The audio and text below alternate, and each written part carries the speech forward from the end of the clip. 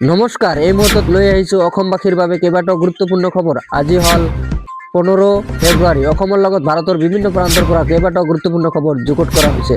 ৰাজ্যবাসীৰ বাবে লৈ আহিছোঁ এটা big breaking news. Himanta Biswa Sarma অহা কাৰ্যকালত 2 লাখ নিবনুৱা চাকৰি দিম।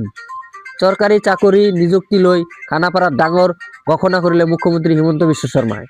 খানাপাৰা বুথ বিজয় সংকল্প সভাত অংশ ল'লে প্ৰধানমন্ত্ৰীয়ে। বুথ বিজয় সংকল্প সভাত উপস্থিত থাকে মুখ্যমন্ত্ৰী হিমন্ত বিশ্ব শৰ্মা আৰ ৰাজ্যিক বিজেপিৰ সভাপতি দিলীপ শইকীয়া। মুখ্যমন্ত্ৰী হিমন্ত বিশ্ব শৰ্মাই কয় যে অহাবাৰ বিজেপি NDA চৰকাৰ হলে ব্ৰহ্মপুত্ৰ পানীৰ ওপৰত এৰোপ্লেন নামিব। এবাৰ 1.5 লাখ চাকৰি হৈছে, অহাবাৰ 2 লাখ চাকৰি দিম। অহাবাৰ 5 লাখ বেদখলমুক্ত মাটি উদ্ধাৰ হ'ব।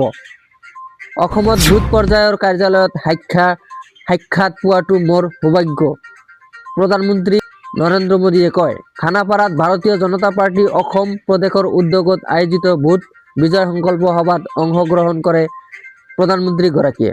সভাত উপস্থিত হৈ বুথ বিজয় সংকল্প সভাত অসমীয়াত ভাষণ প্ৰদান কৰে প্ৰধানমন্ত্ৰীগৰাকীয়ে।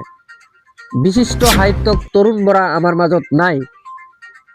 মহানগৰী ইউনিট্ৰ হাস্পাতালৰ শেষ নিশ্বাস ত্যাগ কৰে বড়ো সাহিত্য সভাৰ প্ৰাক্তন সভাপতিগৰাকীয়ে।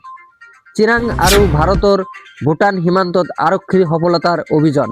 চিৰাং জিলা আৰু ভাৰত ভূটান সীমান্তৰ এলেকাত বনাঞ্চল চোৰাং চিকাৰীৰ বিৰুদ্ধে চিৰাং আৰক্ষীয়ে সফল অভিযান। 2টা হস্তনিম্ন বন্দুকসহ চোৰাং চিকাৰীক গ্ৰেপ্তাৰ। শোণিতপুৰত বালিপাৰাত সংগ্ৰামী বিত্তীয় অসমীয়া মঞ্চই সংবাদমেল সম্বোধন কৰি আগন্তুক বিধানসভা নিৰ্বাচনৰ ৰঙাপাৰা সমষ্টিৰ সকলো ৰাজনৈতিক দলকে স্থায়ী প্ৰাৰ্থিত্ব প্ৰদান কৰাৰ দাবী সংবাদমেলৰ আয়োজন কৰে।